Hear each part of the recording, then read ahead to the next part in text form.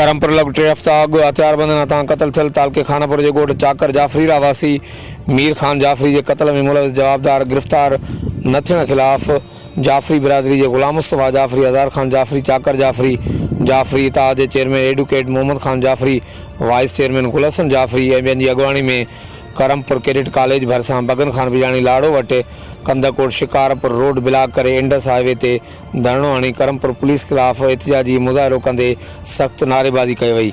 मुज़ाहिरीन जो चवणु हो त करमपुर शहर में बंगवार बिरादरी हथियारबंदन हथां असांजे नौजवान मीर ख़ान जाफ़री के बेगुनाह बेदर्दी सां कत्ल कयो वियो हो। करमपुर पुलिस हिन वक़्त ताईं जवाबदार गिरफ़्तार न करे सघी आहे।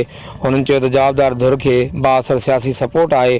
उन्हनि चयो त असां सां इंसाफ़ न थियण करे असां मजबूर थी अॼु कंदकोट शिकारपुर रोड ते धरणो आयो आहे। जेसिताईं जवाबदार गिरफ़्तार न थींदा धरणो जारी रहंदो। ॿिए तरफ़ DSP कंदकोट यारमूद रिंद धरणे वारे हंधि पहुची मुज़ाहिरनि सां कामयाब ॻाल्हियूं करे रोड खोलराए ट्रैफ़िक खे वञणु ॾिनो।